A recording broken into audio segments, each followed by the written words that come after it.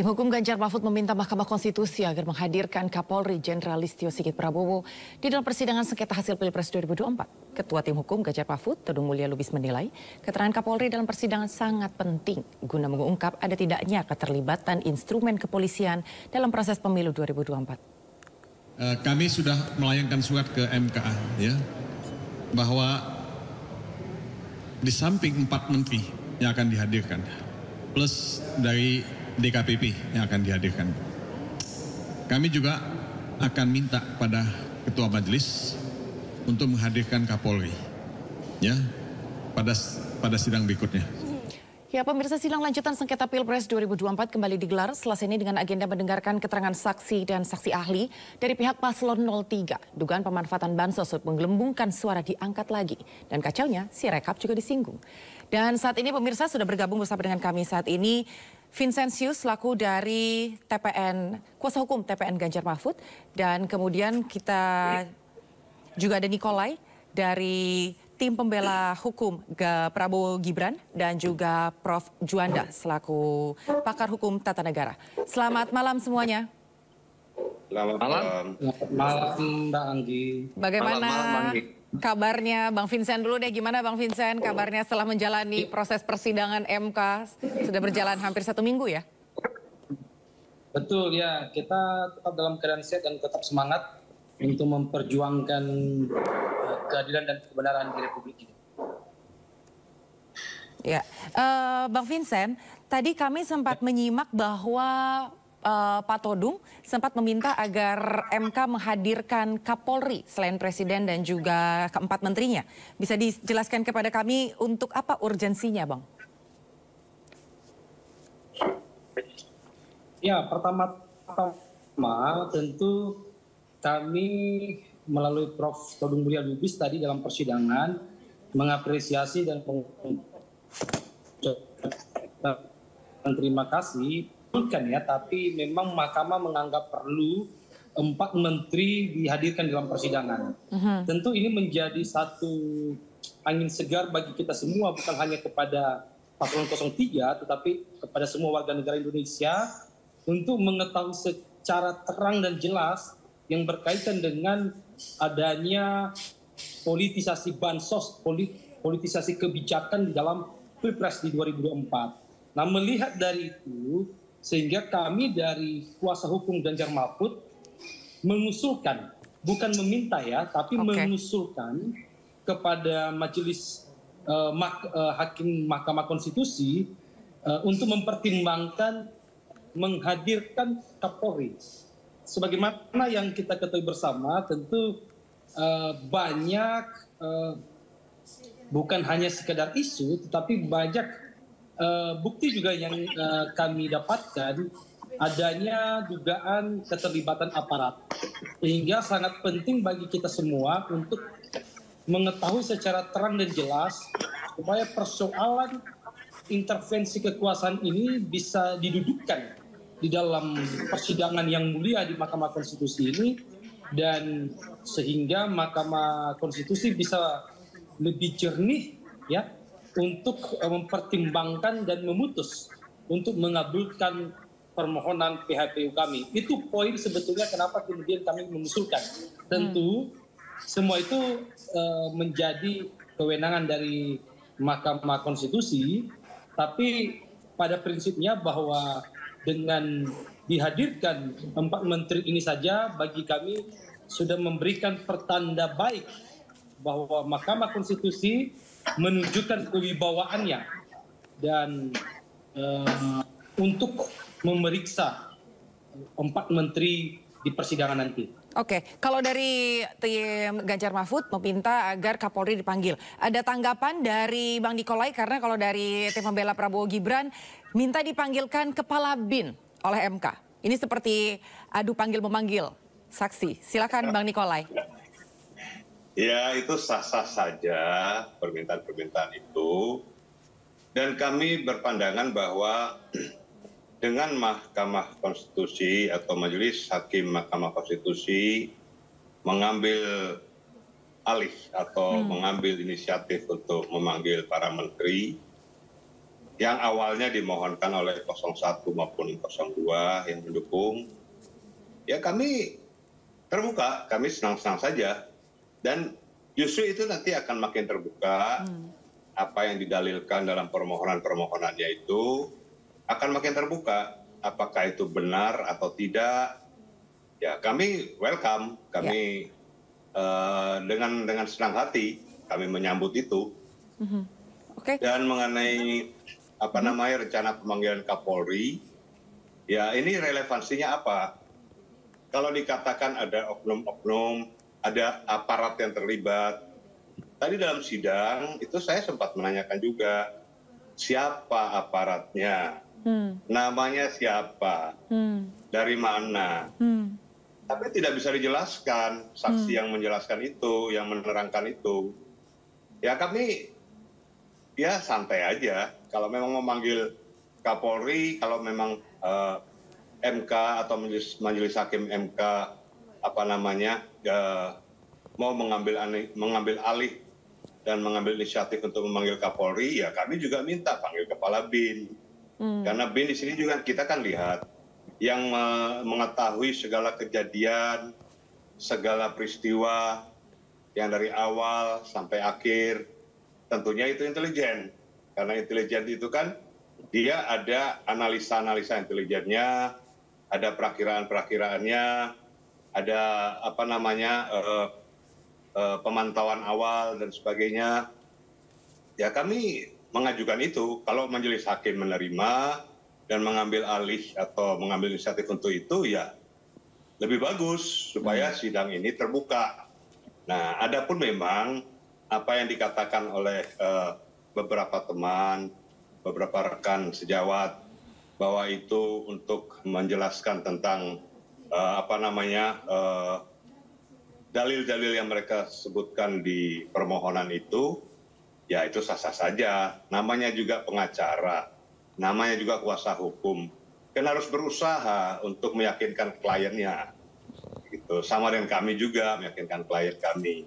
Dan kami merasa bahwa hal-hal seperti begitu, kami ini udah khatam. 2009, 2014, 2019, kami sudah lebih dahulu mengalami itu. Dan kami sudah khatam. Jadi bagi kami ya, kami hadapi dengan santai. Kami hadapi dengan santai, kami hadapi dengan wajar, dan kami melihat hasilnya nanti. Jadi bagi kami, memang kalau dalam secara hukum atau secara tata acara peradilan di Mahkamah Konstitusi, kan yang kewenangan Mahkamah Konstitusi itu kan hanya mengenai penghitungan hasil suara, jadi proses sengketa PHPU mengenai perolehan suara. Tapi kalau berkembang sedemikian rupa dinamikanya, ya ini suatu hal yang bagus juga bagi kami. Jadi kami tidak ada keberatan dan kami tidak ada semacam kekhawatiran apapun. Justru mungkin dalam tanda kutip dengan kehadiran para menteri atau bahkan Kapolri nantinya atau Kepala BIN nantinya, itu justru akan makin membuka kotak Pandora dari apa yang dituduhkan selama ini. Kalau itu terbukti atau tidak terbukti, nah kita lihat nanti hasilnya di sidang MK yang akan datang. Jadi kalau bagi kami menerima dan kami tidak mempunyai suatu tanggapan apa-apa kecuali kami melihat dan kami menanggapi dengan santai. Demikian, Mbak. Tapi yang kalau bisa saya tanggapin ya. Iya. Mungkin saya tanggapin apa yang disampaikan oleh Pak Nikolas tadi, bahwa kita mengajukan permohonan ini bukan semata-mata untuk menyenangkan klien kita, dalam hal ini paslon 03, tetapi ini adalah jalan terbaik untuk memperbaiki demokrasi yang sudah carut marut di Republik ini. Jadi kita tidak semata-mata dalam rangka menyenangkan, tapi inilah bentuk kewajiban hukum kita untuk memperbaiki ketatanegaraan kita, khususnya dalam konteks pemilu kita. Itu yang pertama ya. Yang kedua, teman-teman dari pihak terkait, dari 02 Prabowo Gibran, kuasa hukumnya sejak awal selalu mencoba membangun satu opini bahwa Mahkamah Konstitusi tidak memiliki kewenangan berkaitan dengan proses yang dipersoalkan dalam dalil permohonan paslon 03 Ganjar Mahfud. Tentu dengan inisiatif dari Mahkamah mengundang atau memanggil 4 menteri, inilah kalau saya tidak keliru ya, mudah-mudahan saya tidak keliru, mungkin ini pertama kali terjadi dalam sengketa Pilpres di Mahkamah Konstitusi, Mahkamah kemudian inisiatif memanggil pejabat selevel menteri, apalagi ada 2 Menko dan 2 menteri teknis. Tentu ini menjadi satu hal yang baru di dalam persidangan di Mahkamah Konstitusi, dan kita juga mendorong bahwa Mahkamah Konstitusi memang tidak sebatas pada kewenangan yang baku, tetapi selama ini kalau kita melihat putusan-putusan Mahkamah Konstitusi, pemikiran-pemikiran dalam putusan itu sangat progresif atau bisa kita sebut sebagai judicial activism. Nah, ini sangat menarik sekali. Yang semula dari pihak kuasa hukum 02 mengatakan ini salah kamar, ini cengeng, ini benar-benar membuka mata kita bersama bahwa Mahkamah mendudukkan persoalan ini pada persoalan penting untuk diselesaikan di Mahkamah Konstitusi. Nah, ini perlu kami sampaikan tadi untuk meluruskan bahwa kita di sini bukan semata-mata menyenangkan klien kita, tapi tujuan kita adalah memperbaiki demokrasi yang sudah carut marut di Republik ini. Ya, baik. Berarti sebetulnya memang betul. Berarti memang dari 2 pihak ya, dari 03 dan juga dari 02 betul-betul sama-sama ingin memastikan apa yang bisa dibuktikan di persidangan. Silakan Prof. Juanda, Anda punya tanggapan akan hal ini. Mbak, mohon maaf, Mbak. Maaf sebelum Prof. Ya, silakan Mas. Pendapat. Saya hanya ingin meluruskan. Ya. Kalau memperbaiki demokrasi dan sebagainya, kami itu dari 2009 itu sudah berbicara itu. 2014 berbicara itu, 2019 berbicara itu, memperbaiki demokrasi dan sebagainya. Jadi kami itu udah tahu narasi-narasi itu. Nah, mengenai apa yang kami katakan saat ini, bahwa salah kamar dan sebagainya, ini bukan sengketa proses, ini sengketa PHPU, dan kemudian Undang-Undang 7 tahun 2017 itu jelas. Di situ Mahkamah hanya ada 5 kata itu saja, hanya mengadili persengketa perolehan hasil pemilihan umum. Tidak ada yang lain. Kalau ada pun terobosan-terobosan yang sekarang dilakukan Mahkamah, itu Mahkamah mengambil inisiatif untuk memperjelas apakah betul ada TSM, apakah betul ada semacam tuduhan-tuduhan penyalahgunaan kewenangan baik dari aparat atau dari birokrasi dan sebagainya, masalah bansos, itu dijelaskan nanti. Jadi bukan berarti bahwa ini semua yang kami katakan tadi adalah tidak benar. Kami berpatokan pada Undang-Undang Pemilu 7 tahun 2017. Karena saya sendiri, disertasi saya itu mengenai TSM, disertasi saya, dan kemudian kami paham legalistik, apa yang ditentukan undang-undang, itulah yang kita lakukan, atau itu yang kita pedomani. Demikian. Ya. Oke, Prof. Juanda, silakan Anda punya tanggapan akan hal ini? Yang mana itu? Dari mana? Ya, jadi bahwa dari pemohon meminta adanya pemanggilan untuk Kapolri selain Presiden Jokowi dan juga keempat menterinya. Dan di satu sisi dari tim pembela Prabowo Gibran meminta dipanggilkan Kepala BIN. Dan apa urgensinya di sini?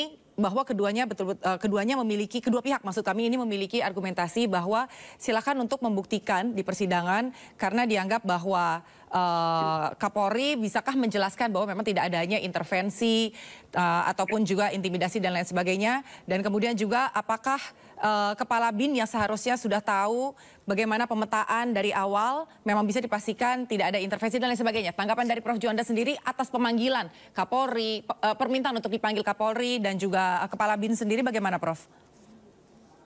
Ya, saya kira begini ya, sidang di MK ini dalam rangka untuk membuktikan dalil-dalil dalil-dalil pemohon, kemudian tentu termohon atau terkait juga akan membuktikan sebaliknya. Oleh karena itu upaya-upaya secara hukum yang dilakukan oleh berbagai pihak, tentu pihak pemohon, pihak termohon, pihak terkait, saya kira itu halal dan tidak diharapkan untuk memanggil siapapun yang dianggap yang relevan, yang terkait dengan persoalan ini dan terkait dengan pembuktian yang akan digelarkan.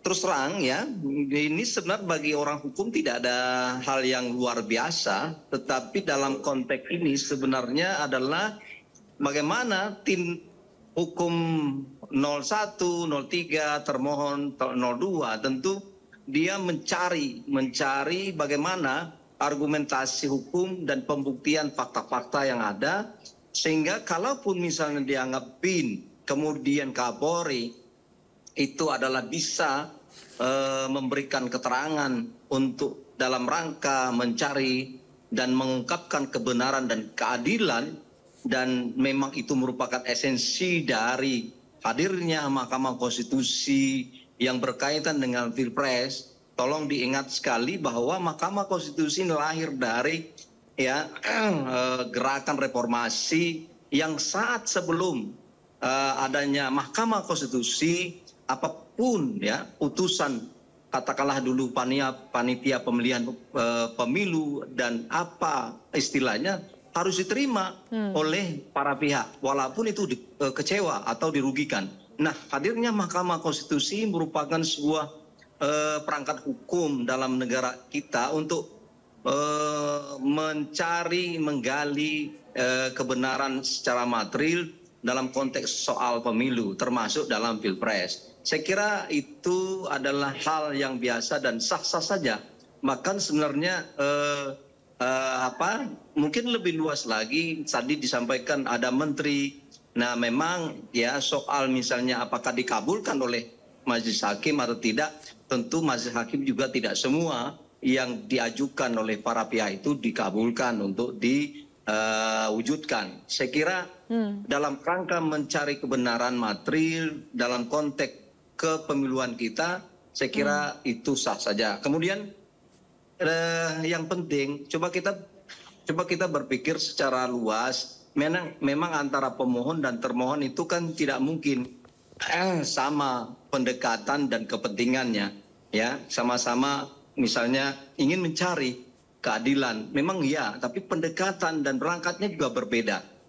Namun demikian, saya melihat dari tinjauan berbagai masing-masing itu bagaimana kita mencoba mengkonstruksikan, membangun Mahkamah Konstitusi itu adalah mahkamahnya dalam kerangka untuk menegakkan konstitusi, dalam rangka menegakkan hukum, dan dalam rangka menegakkan keadilan. Tiga hal ini termasuk tadi adalah dalam rangka mewujudkan negara demokrasi.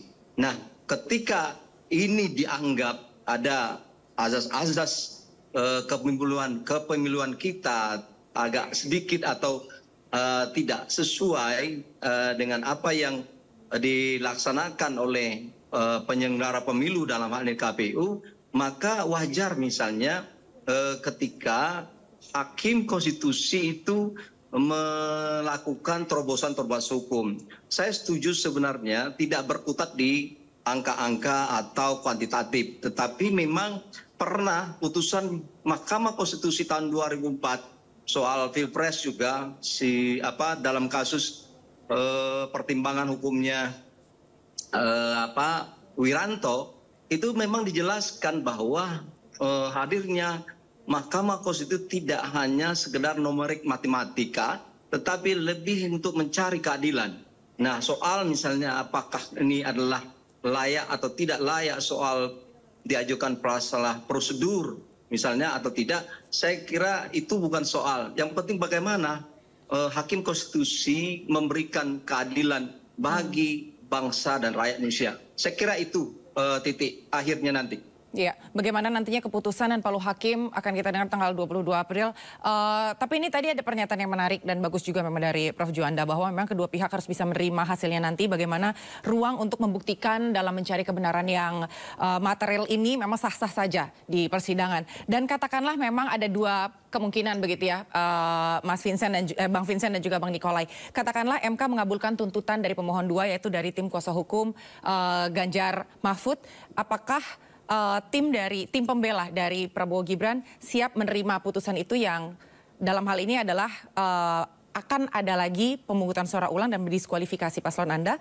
Tapi sebaliknya, katakanlah MK menolak tuntutan yang diajukan oleh kuasa hukum dari Ganjar Mahfud. Apakah Bang Vincent sendiri bisa menerima bahwa nantinya memang Prabowo Gibran tetap dinyatakan menang Pilpres 2024? Silakan mungkin dari Bang Vincent dulu.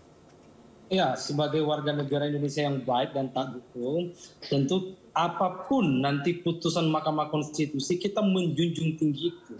Kita melalui proses-proses itu secara konstitusional. Jadi kita tidak pernah memikirkan hal lain di luar dari konstitusi kita. Inilah yang sejak awal kita jaga. Kenapa kemudian isu 3 periode itu kita tidak setuju, itu karena memang kita menjaga konstitusi. Dan termasuk pada proses sengketa PHP Pilpres di 2024 ini, kita prinsipnya pada dasarnya kita menghargai, kita menyerahkan kepada hakim Mahkamah Konstitusi untuk memutus perkara ini, tidak untuk berpihak kepada paslon 03 tapi berpihak untuk bangsa dan negara. Jadi putusannya untuk bangsa dan negara ini, bukan untuk paslon Ganjar Mahfud. Itu harus dicatat dan kita ingat bersama. Karena apapun nanti putusannya, itu wajib kita taatin dan mau tidak mau kita harus taat terhadap putusan itu. Itu poinnya, Mbak Anggi. Oke, baik Bang Nikolai. Kalau kami, seperti saya katakan dari awal, saya ini dari tahun 2004, itu sudah berkutat di Mahkamah Konstitusi 2009, 2014, 2019, dan 2024 ini. Dan kita betul-betul menjaga konstitusi itu. Apapun yang dilakukan pada saat di pemilu-pemilu yang lalu, kami tetap menjaga konstitusi itu. Terbukti ketika kami dinyatakan kalah waktu itu, ya kami menerima. Kami tidak ngotot, gitu loh. Jadi kami menerima. Tidak sampai kami minta dihadirkan ini dan itu, menteri ini, menteri itu. Ya kita secara normatif saja waktu itu di MK. Dan kami tahu bahwa apa yang diputuskan MK itu demi kemaslahatan orang banyak. Dan sampai saat ini pun, sampai 2019 pun, Pak Prabowo itu legowo. Akhirnya beliau ditarik oleh Pak Jokowi, bergabung dengan kabinet Pak Jokowi menjadi pembantu presiden. Beliau menerima walaupun rival 2 kali. Nah dari situlah kita melihat kebesaran kita, kenegaraan dari Pak Prabowo, dan kita taat pada konstitusi itu, kita tidak neko-neko. Dan kita menerima akhirnya pemilu demi pemilu ya tidak terjadi sesuatu yang sangat signifikan, akhirnya terjadi disintegrasi bangsa dan sebagainya. Tidak, karena kita sama-sama menjaga NKRI. Bagi kami NKRI harga mati, konstitusi harga mati. Bagi kami itu. Jadi kami berprinsip apa yang kami lakukan demi keutuhan bangsa dan negara. Saya kira itu Mbak, tidak ada hal lain. Iya, baik. Silakan Prof. Juanda, Anda memiliki closing statement terkait dengan sidang sengketa Pilpres yang masih akan terus berjalan sampai tanggal 22. Saya sudah tepat, pasti apapun keputusan dari MK sebagai praktisi hukum, sebagai orang yang memang tahu apa konsekuensi dari sebuah putusan, pasti mereka menerima. Tidak ada jalur lagi ya. Kalau mau memang puas tidak puas itu dari keputusan MK nanti, ya harus puas dan harus diterima. Walaupun kecewa misalnya. Dan itu biasa dalam pertarungan hukum di peradilan.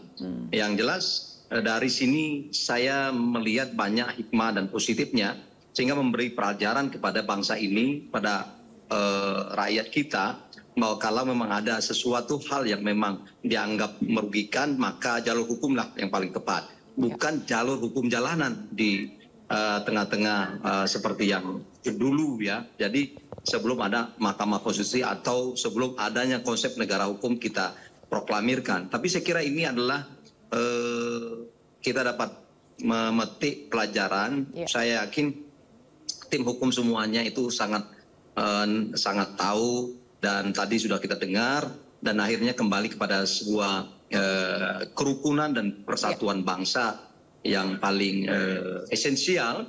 Dan bagaimanapun memang banyak hal yang perlu mungkin dievaluasi, khususnya saya melihat banyak hal produk-produk hukum yang perlu kita perbaiki, ada hal yang perlu kita bangun kembali, misalnya soal undang-undang kepresidenan dan segala macam.